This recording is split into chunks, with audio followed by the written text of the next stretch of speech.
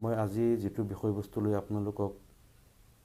আপোনালোকৰ লগত আলোচনা কৰিব বহিছোঁ, বিষয়বস্তুটো হ'ল provincialization বা প্ৰাদেশিকৰণ সম্পৰ্কে।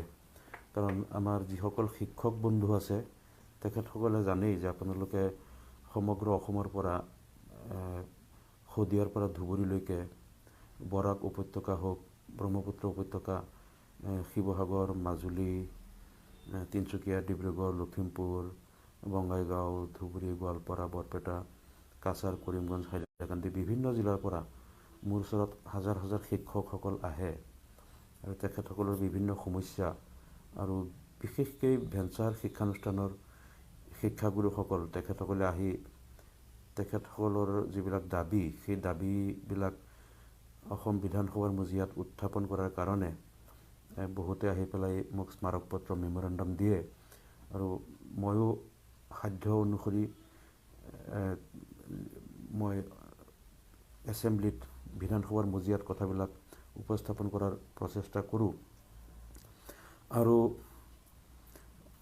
সেইকাৰণে বহুতে আকৌ মই অসম বিধানসভাৰ মজিয়াত যি এই provincialization বা প্ৰাদেশিকৰণ সম্পৰ্কে যিবিলাক কথা উপস্থাপন কৰোঁ সেই কথাবিলাক যেতিয়া ভিডিঅ'বিলাক মই শ্বেয়াৰ কৰোঁ আপোনালোকৰ লগত, সেইবিলাক দেখা পাই বহুতে তাত যিখিনি আলোচনা হয় বা শিক্ষামন্ত্ৰীয়ে যিখিনি আশ্বাস দিয়ে সেই কথাবিলাক আপোনালোকে গম পায় বা পৰৱৰ্তী সময়ত চৰকাৰে কি পদক্ষেপ ল'ব বা কিবা ল'লে নে নাই সেই সম্পৰ্কে বহুতে আকৌ ব্যক্তিগতভাৱে মোক সোধে, মোক ইনবক্সত মেছেজ দিয়ে বা লগ পাই সোধে, বহুতে আকৌ মোক ফোনতো কয়।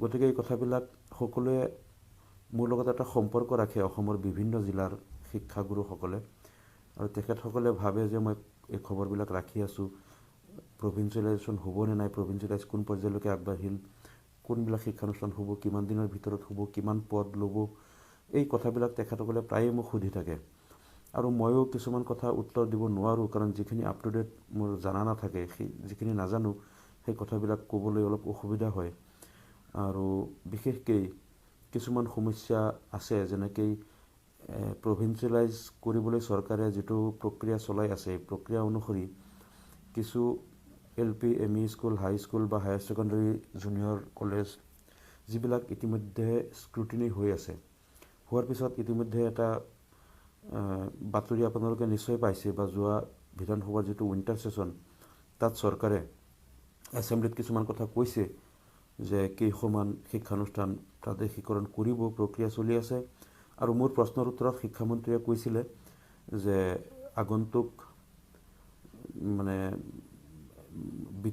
বিত্তীয় বৰ্ষ আগতেই অৰ্থাৎ চলিত বিত্ত বৰ্ষত কাৰেণ্ট ফাইনেন্সিয়েল ইয়াৰত প্ৰাদেশিকৰণৰ কাম সম্পূৰ্ণ কৰা হ'ব।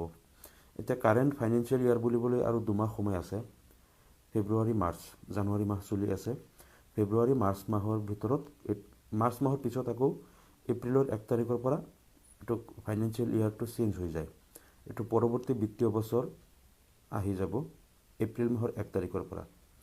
গতিকে কাৰেণ্ট ফাইনেন্সিয়েল ইয়াৰত বাকীখিনি যিখিনি শিক্ষানুষ্ঠান প্ৰভিঞ্চিয়েলাইজ কৰিব বাকী আছে সেইখিনি কৰিব নে নাই বা কিমানখিনি আগবাঢ়িল এই কথাখিনি বহুতে মোক সোধে, চব মই ক'ব নোৱাৰোঁ আৰু তাৰ ভিতৰত একাংশ শিক্ষানুষ্ঠান আছে যি শিক্ষানুষ্ঠানবিলাক মানে আইনৰ আওতাত নপৰিব, হয়তো কিবা সমস্যা আছে।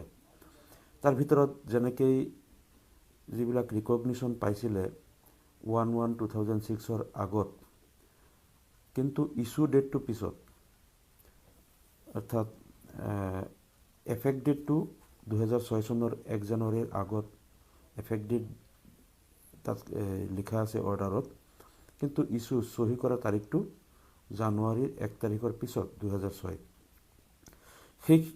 সেই শিক্ষানুষ্ঠানসমূহ আকৌ আওতাত নপৰিব আইনৰ, সেই শিক্ষানুষ্ঠানসমূহ বঞ্চিত হ'ব নেকি? আকৌ ডাইচ কোড 2009-10 আকৌ কিছুমান আছে 10, 11, 11-12 ডাইচ কোড আছে, 9-10ৰটো নাই। গতিকে সেই নতুন ডাইচ কোডটো যদি নধৰে সেই শিক্ষানুষ্ঠানসমূহ বঞ্চিত হ'ব আৰু অন্যান্য কিছুমান ক্ৰাইটেৰিয়াৰ কাৰণে যিবিলাক শিক্ষানুষ্ঠান বাদ পৰিব, যেনেকৈ ছাত্ৰৰ সংখ্যাটো সৰ্বোচ্চ ক্লাছত শেষৰ 3 বছৰত কিমান ছাত্ৰ এপিয়াৰ হৈছিলে পৰীক্ষাত সেইবিলাক কথা যেতিয়া বিবেচনা কৰি কিছুমান শিক্ষানুষ্ঠান বাদ পৰিব বা কিছুমান শিক্ষকৰ পদ বাদ পৰিব, এই কথাবিলাক সমাধান কৰাৰ কাৰণে বহুতে আমাক দাবী জনাইছিল। আৰু অসম বিধানসভাৰ মজিয়াত আমিও পৰাপক্ষত কথাবিলাক উপস্থাপন কৰি যে যিবিলাক কথা 2017 যিটো প্ৰাদেশিকৰণ আইন কৰা হৈছিল আৰু সেই প্ৰাদেশিকৰণ আইনে যিবিলাক কথা সামৰি লোৱা নাই, সেইখিনিৰ কাৰণে আকৌ এটা এমেণ্ডমেণ্ট বিল বা সংশোধনী বিধেয়ক উপস্থাপন কৰাৰ দাবী আমি বাৰে বাৰে অসম বিধানসভাত উত্থাপন কৰি আহিছোঁ। আৰু এই ক্ষেত্ৰত আপোনালোকে নিশ্চয় মোৰ পূৰ্বৰ ভিডিঅ'বিলাক যিসকলে আপোনালোকে দেখা পাইছে, আপোনালোকে সেই ভিডিঅ'ত এই কথাটো পাইছে যে শিক্ষামন্ত্ৰী মহোদয়ে নিজেই কৈছিলে যে যেনেকৈ ইছ্যু ডেট আৰু এফেক্ট ডেটৰ সমস্যাটো, যে কিছুমান শিক্ষানুষ্ঠান এফেক্ট ডেটটো 1/1/2006 আগত কিন্তু ইছ্যুৰ তাৰিখটো তাৰ পিছত, যাৰ কাৰণে আইনৰ আওতাৰ পৰা বাদ পৰি আছে। শিক্ষামন্ত্ৰীয়ে নিজেই কৈছিলে যে সেই শিক্ষানুষ্ঠানসমূহৰ একো দোষ নাই, তেওঁলোকে সময়মতে আবেদন কৰিছিল। যিহেতু 10 বছৰলৈকে ৰিকগনিশ্যন বন্ধ কৰি ৰাখিছিল চৰকাৰে, যেতিয়া ৰিকগনিশ্যনটো খুলিলে সকলো শিক্ষানুষ্ঠানে একেলগে আবেদন কৰিলে ৰিকগনিশ্যনৰ কাৰণে, আৰু পৰ্যায়ক্ৰমে কৰোঁতে কিছুমান 1/1/2006 আগত চহী হ'ল, কিছুমান পিছত চহী হ'ল। গতিকে যিবিলাক পিছত চহী হ'ল, আগত হোৱা নাই, সেই শিক্ষানুষ্ঠানসমূহ বাদ পৰি আছে। গতিকে এইটো শিক্ষানুষ্ঠানৰ বা শিক্ষকসকলৰ দোষ নাই, এইটো বিভাগেই কামটো সময়মতে কৰিব পৰা নাই। গতিকে তেওঁলোক যাতে বলিৰ পঠা হ'ব নালাগে, এইটো সেইকাৰণে চৰকাৰে কৈছিলে। শিক্ষামন্ত্ৰীয়ে অসম বিধানসভাৰ মজিয়াত বাৰে বাৰে কৈছিলে যে শিক্ষামন্ত্ৰী মহোদয়ে কৈছিল যে এইটো চৰকাৰে এই সংশোধনী বিধেয়কটো আনিব। আৰু আমি ভাবিছিলোঁ যে যোৱা যিটো উইণ্টাৰ ছেশ্যন গ'ল নৱেম্বৰ-ডিচেম্বৰ মাহত, সেই উইণ্টাৰ ছেশ্যনত চৰকাৰে এই সংশোধনী বিধেয়ক বা এমেণ্ডমেণ্ট বিলখন আনিব বুলি আমি আশা কৰিছিলোঁ। কিন্তু দেখা পালোঁ যে উইণ্টাৰ ছেশ্যনত চৰকাৰে সংশোধনী বিধেয়কটো উপস্থাপন নকৰিলে। তাৰপিছত আমি আকৌ চৰকাৰক দাবী কৰিলোঁ, হয়তো নেক্সট যিটো বাজেট ছেশ্যন, সেই বাজেট ছেশ্যনত সংশোধনী বিধেয়কটো আনিব পাৰে বুলি চৰকাৰে এটা ইংগিত দিলে। কিন্তু যদিহে বাজেট ছেশ্যনত ফেব্ৰুৱাৰী মাহৰ পৰা হ'ব বাজেট ছেশ্যন, আৰু বাজেট ছেশ্যনত যদি এই বিধেয়কখন উপস্থাপন কৰিবলগীয়া হয়, তেনেহ'লে এতিয়াই প্ৰিপেয়াৰ কৰিব লাগিব। আৰু প্ৰিপাৰেশ্যনটো আগত কৰিলেহে আমি গম পাম যে সংশোধনী বিধেয়কখন বাজেট ছেশ্যনত উপস্থাপন হ'ব। গতিকে এই সম্পৰ্কে কিবা কাম চলি আছে নে নাই, সেইটো খবৰ ল'বলৈ মই আজি গৈছিলোঁ ছেবাৰ যিটো কাৰ্যালয় আছে Bamuni Maidam, secondary education board of Assam বা ছেবাৰ কাৰ্যালয়ত মই এইকাৰণেই গৈছিলোঁ যে তাত যিগৰাকী চেয়াৰমেন ছেবাৰ RC জৈন, তেখেত দীৰ্ঘদিন শিক্ষা বিভাগৰ সচিব আছিলে।